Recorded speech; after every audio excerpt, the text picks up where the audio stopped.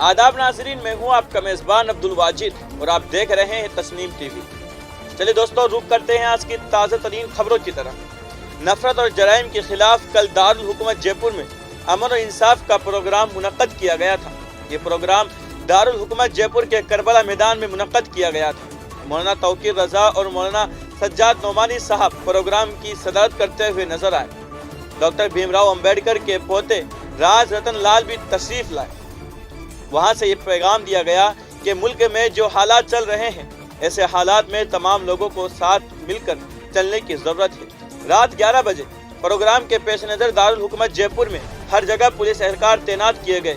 Police commissioner Ajay Pal Lamba पूरे programme की निगरानी करते हुए नजर आए। प्रोग्राम को ड्रोन के जरिए मॉनिटर किया गया। पानी और शरबत के मशरूबात जगह जगह समाजी तंजीमों ने भी कायम किया है। ये कार्यक्रम रहा है और क्या कुछ रहा है उस बारे में बताइए। आज का जो कार्यक्रम हुआ है उसका, जैसा कि आपको इल्म में है, तो उसका उन्वान था अमन इंसाफ कॉन्फ्रेंस, जिसकी सदारत मौलाना सज्जाद नोमानी साहब कर रहे हैं और दीगर पूरे हिंदुस्तान से मुस्लिम पर्सनालिटीज़ यहाँ आई हैं और दूसरे धर्मों की पर्सनालिटीज़ भी आई हैं। तो आप देख रहे हैं कितनी बड़ी तादाद में लोग यहाँ शिरकत कर रहे हैं और किस किस्म के यहाँ पर एक मैसेज पूरे हिंदुस्तान को दिया जा रहा है कि हिंदुस्तान के अंदर अगर अमन इंसाफ कायम होगा तो मुल्क तरक्की करेगा। हम ये उम्मीद करते हैं कि कॉन्फ्रेंस का पैगाम पूरे हिंदुस्तान में जाएगा और हुकूमतें और आवाम इंसाफ और अमन के लिए काम करेंगे। आपका नाम बता दीजिए। हाफिज़ मंजूर जखन, कन्वीनर अमन इंसाफ कॉन्फ्रेंस। तरह का संदेश जो है यहाँ से दिया गया है इस कार्यक्रम के जरिए, बताइए।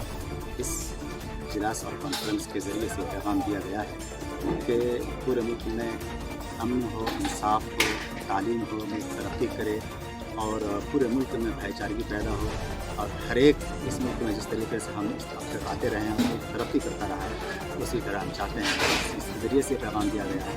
इसी तरह से आगे भी हम जाते रहें और मुल्क और तरक्की के लिए हम कोशिशें करते रहें और इसी तरीके से तालीमी एतबार से जो असल इश्यूज़ हैं उस इश्यूज़ पर ज़्यादा ध्यान दिया गया है, उसके ज़रिए से आगे बढ़ाना है और आगे बढ़ाना है। आपका नाम बता दीजिए।